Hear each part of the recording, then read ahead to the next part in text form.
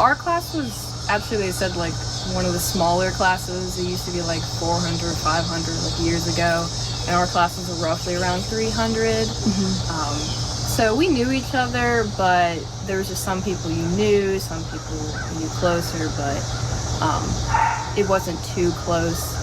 So that's how most people were sort of aware of Tom, but nothing too deep relationship-wise. Yeah, he did have a few friends. He wasn't just a loner out there, just like anybody else would, but not a huge friend group. Wasn't like the most popular person in the class or anything like that. In the class of 2022, graduating class. There was like a few cliques, like he, in homeroom, he would play on his computer a little bit more.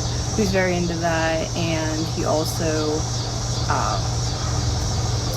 he would kind of sit more alone with a few friends at lunch, like anyone else would.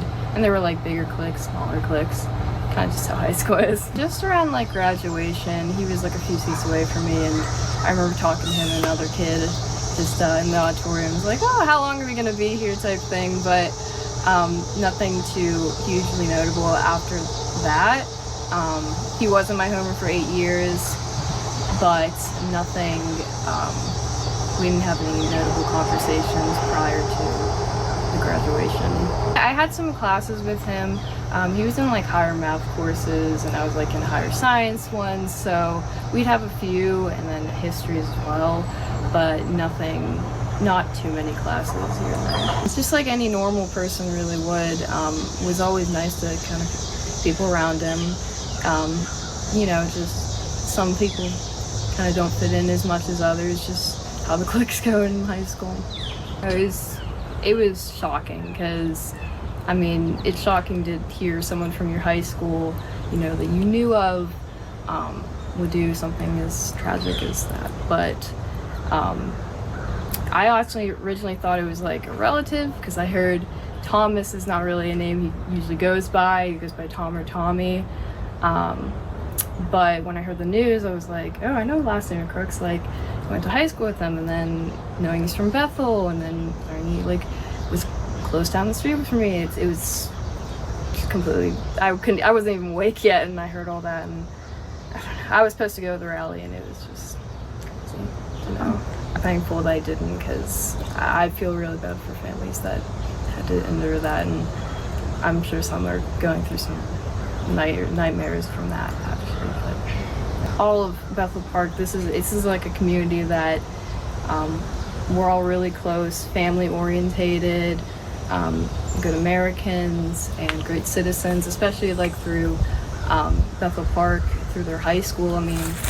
We have different things like the music department, and we're also close with that. Because of that, it's like an experience where you're like, wow, this did not seem to add up to happen in Bethel Park.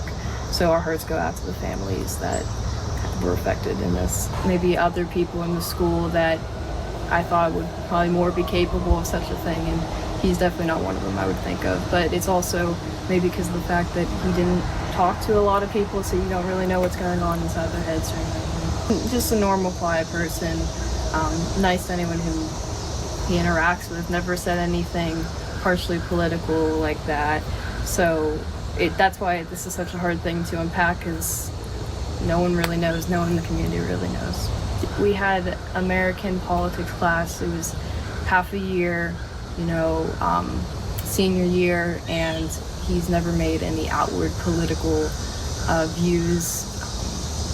Nothing you could think of. This could have been something that developed in the past 2 years after came out of high school, but we're not really sure. No one's truly sure. Yeah. I know some people were saying, obviously, he was relentlessly bullied and a loner. I personally wasn't aware that he was being bullied. I know it's hard for school districts to really get a handle on that sometimes. I would hope Bethel would get a handle on that if that did happen. I don't know if it happened a little bit, but if it would happen a lot, I feel like I would have noticed a lot more. So I don't really think he was a loner or bullied a lot. Every time I'll try to get my mind off of it, get contacted from more reporters, and it just brings me all back, and it's sad. Like I was so nauseous on Sunday hearing about it, because you don't think something like that would happen so close, something so Nashville to come so close to home. So like I could try to speak for all of Bethel Park. We just really want to move on from this, because it's not something normal for us. It was quite an anomaly for us.